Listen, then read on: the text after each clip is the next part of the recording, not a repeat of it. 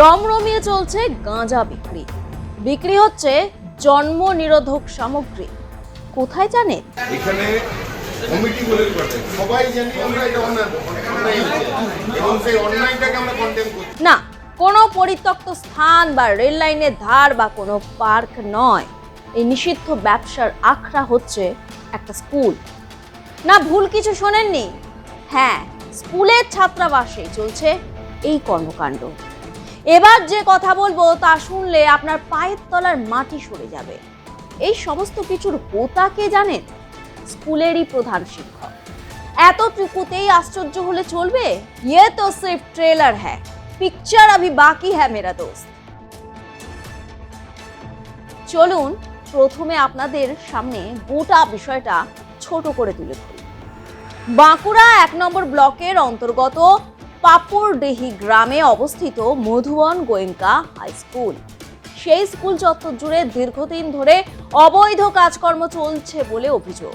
যেরকমটা আপনাদের আগেই বললাম, ছাত্রাবাসে গাঁজা থেকে শুরু করে জন্ম নিরোধক সামগ্রী বিক্রি করার অভিযোগ খোদ স্কুলেরই প্রধান শিক্ষকের বিরুদ্ধে। অভিভাবকদের অভিযোগ, সেই পয়সায় কোটি টাকার বাড়িও তৈরি করে ফেলেছেন প্রধান শিক্ষক সুশান্ত গাঙ্গুলি। ঘটনার প্রতিবাদে প্রধান শিক্ষকের বিরুদ্ধে বিক্ষোভ দেখাতে শুরু করেন স্কুলের অভিভাবকরা। তাদের দাবি, বারবার প্রধান শিক্ষককে জানালেও কোনো রকম কর্ণপাত করেননি। তার পরিবর্তে তিনি বিভিন্ন শিক্ষক থেকে শুরু করে অভিভাবকদের ভয় দেখিয়েছে। যেগুলো অনেকবার আমরা জানিয়েছি, কোনো স্টেপ নেই। এখানে প্রধান শিক্ষক তিনি বলেন যে স্কুলটা সর্বেসর বা আমি হেড অফ দ্য স্কুল, আমি যা খুশি তাই করবো, এখানে কোনো কারো কথা আমরা শুনবো না।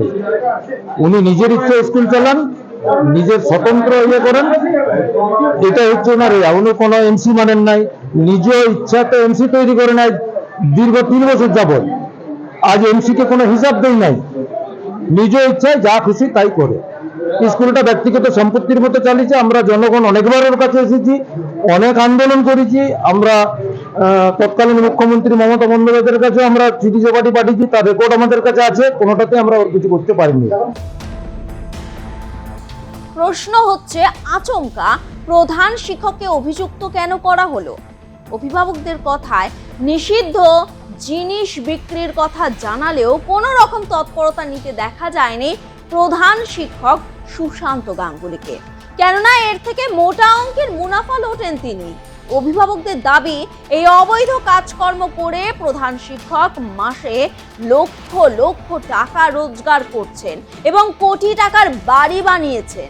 যদিও গোটা ঘটনার নিন্দা জানিয়েছেন মধুবন গোয়েঙ্কা স্কুলের অন্যান্য শিক্ষকরা। সেই সঙ্গে এই ঘটনায় গভীর হতাশা প্রকাশ করেছেন স্কুলের প্রাক্তন ছাত্র এবং তিনি জানান, প্রধান শিক্ষক এই কর্মকাণ্ডে সরাসরি যুক্ত না হলেও গোটা ঘটনায় চরম উদাসীন। আপনার পুজো পৌঁছে যাক বিশ্বের দরবারে। প্রতি বছরের মতো এবারও আর+ নিউজ নিয়ে এলো শারদাঞ্জলির সেরা সম্মান 2026। অংশ নিতে সকাল 10টা থেকে সন্ধে 6টার মধ্যে সরাসরি যোগাযোগ করুন আমাদের অফিসে অথবা কল করুন 9836323248 এই নম্বরে। শারদাঞ্জলি শুধুমাত্র আর+ নিউজে। একটা স্কুল ক্যাম্পাসে গাঁজা বিক্রি, সেটা তো আর্থিক নিন্দনীয় কি কাজ হতে পারে?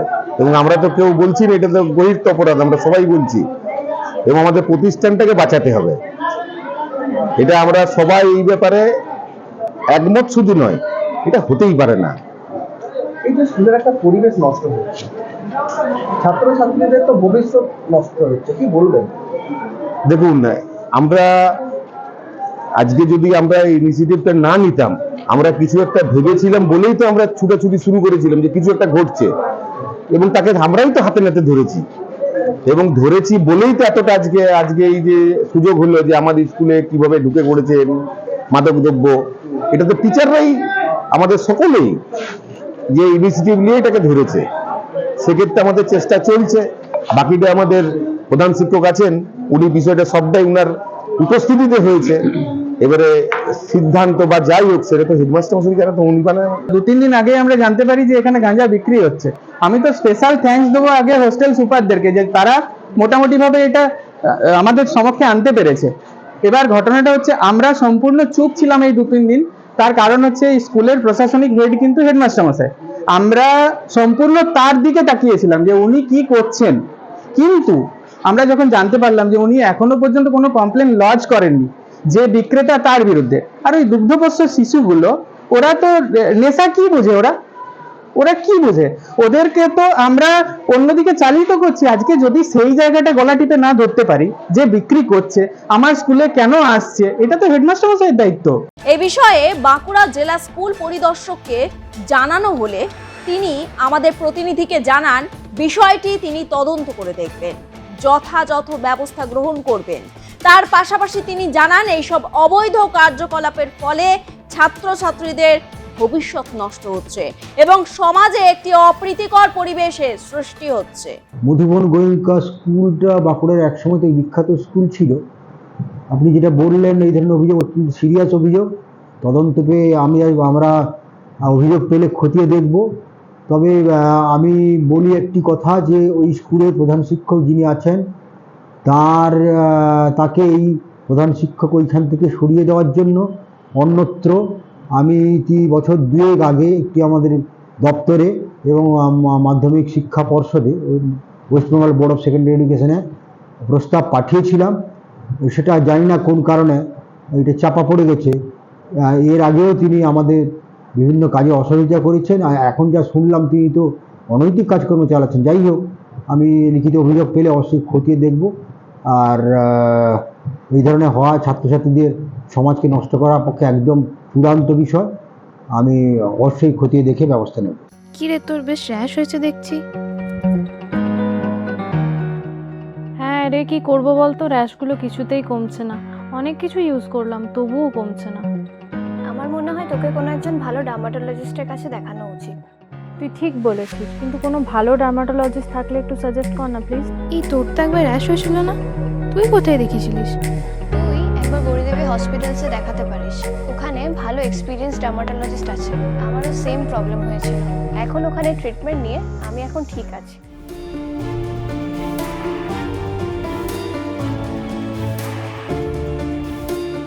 গৌরী দেবী হসপিটাল, রাজবাঁধ, দুর্গাপুর। যোগাযোগ 8001003333, 8001113333।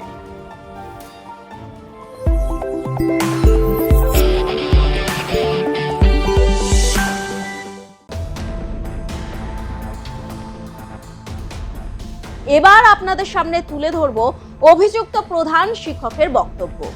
থেমে থেমে তিনি যা উত্তর দিলেন তাতে এই দাঁড়ালো যে এই সমস্ত কিছু তিনি কিছুই জানতেন না। অথচ অভিভাবকদের দাবি, বারবার প্রধান শিক্ষককে নিষিদ্ধ মাদক ও জন্ম নিরোধক নিয়ে সাবধান করা হলেও কোনো তৎপরতা নেননি তিনি। কিভাবে আপনি জানতে পারলেন? আমাদের হোস্টেলের যারা দায়িত্বে আছেন তারাই আমাকে জানালেন। তো এটা কতদিন ধরে বিক্রি হতো?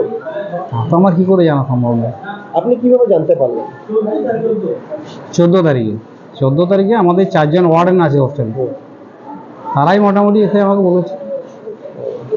এখন আপনি তাহলে কি স্টেপ নিলেন? স্টেপ মানে আমি চাইছি ছোট ছোট বাচ্চা এই সমস্ত যেন অনৈতিক কোনো কাজ না স্কুল ক্যাম্পাসে হয়। তো এই যে স্কুল ক্যাম্পাসের মধ্যে একটা গাঁজা বিক্রি মানে তো একটা অবৈধ কারবার, তো এটা তো কি মনে হচ্ছে হঠাৎ ভাবে এরকম? তো বাচ্চাদের তো ক্ষতি হচ্ছে, শারীরিক অসুবিধা হচ্ছে। এখন স্কুলে তো বাউন্ডারি নেই, তাহলে সবটা দেখা সম্ভব নয়। আমার তো স্কুলে বাউন্ডারি নেই, প্রচুর জায়গা। আপনার যে উদ্বোধন কর্তৃপক্ষ আছে ওনাদেরকে জানিয়েছেন এই বিষয়টা?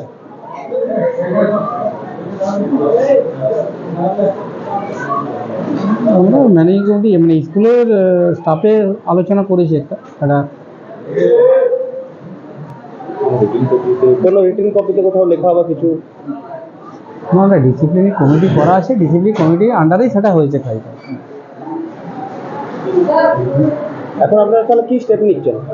স্টেপ মানে আমি চাইছি যে এই সমস্ত যেন অনৈতিক কাজ স্কুল ক্যাম্পাসে না হয়, কারণ অ্যাজ এ হেডমাস্টার হিসেবে আমি এগুলো চাই না।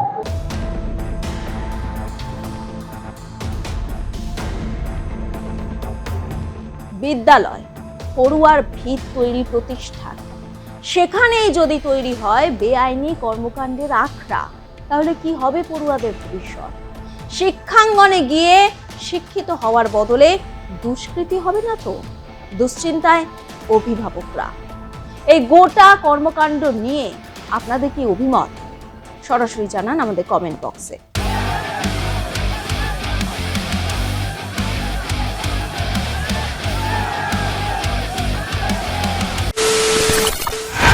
খবরের নামে প্রতিদিন সন্ধে আপনার ড্রয়িং রুমে কি শুধুই চিৎকার চেঁচামেচি খেয়ে আসে?